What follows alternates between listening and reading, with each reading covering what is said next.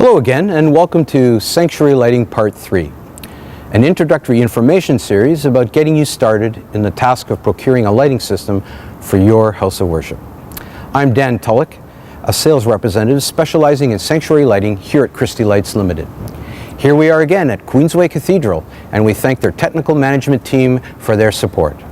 This segment is about choosing the appropriate lighting fixture for specific lighting tasks on the platform. Usually, I separate lighting equipment into three categories. Front of house refers to fixtures employed for front lighting of presenters on the platform. These are usually hung in the ceiling in front of the platform. Backlight and overhead lighting refers to fixtures used to backlight presenters on the stage to enhance their image and provide definition in a camera shot to help the performer stand out from the background. It also helps the audience to focus on the presenter as well.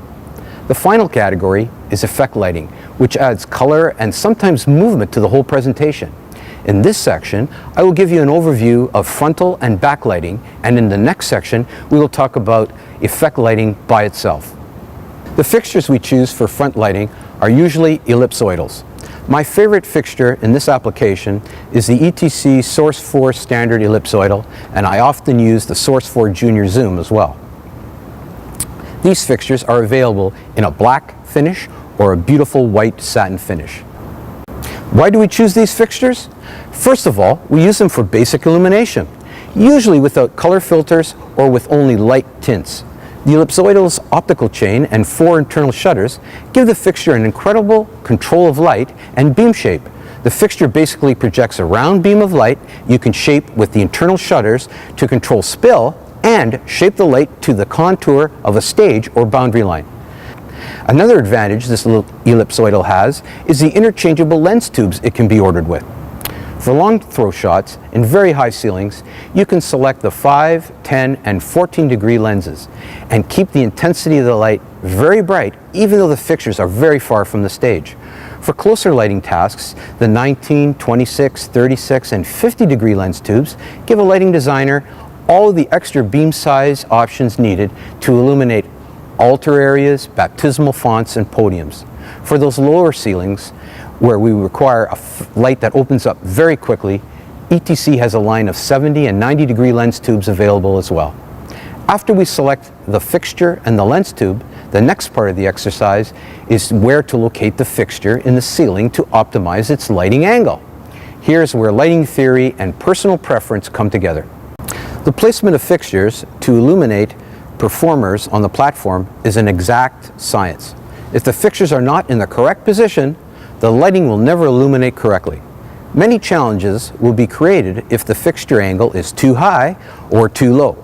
Distracting shadows under the eyes, we call the raccoon effect, are created when the angle is too high. If the angle is too low, the face will actually look a little better, but the beam will be directly in the presenter's eyes and be very uncomfortable, and the face will appear flat.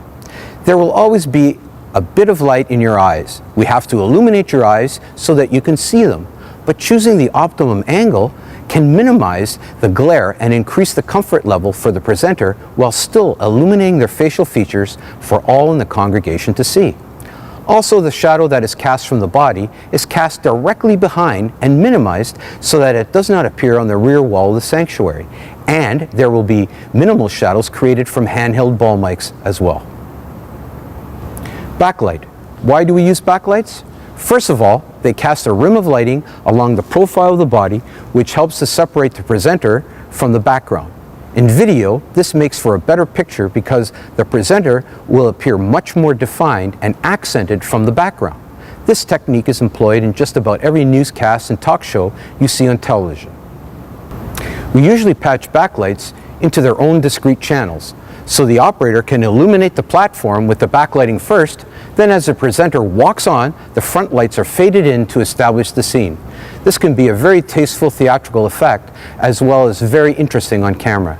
Going back to the lighting synopsis, we usually make sure the area the presenter is speaking from is always backlit. In larger churches such as Queensway Cathedral, there are approximately 20 backlights with color changers on the entire stage area, so the operator can backlight any position or combination of positions. In Queensway's case, they leave the sermon area open white and then the remaining parameters are bathed in a blue wash for atmosphere. This can be a very powerful tool to enhance the message by using lighting to focus the action and colors to accent the theme of the sermon. In part 4, I will give you a look at different types of effect lights that are used in auditoriums for adding color, atmosphere, and mood. See you then.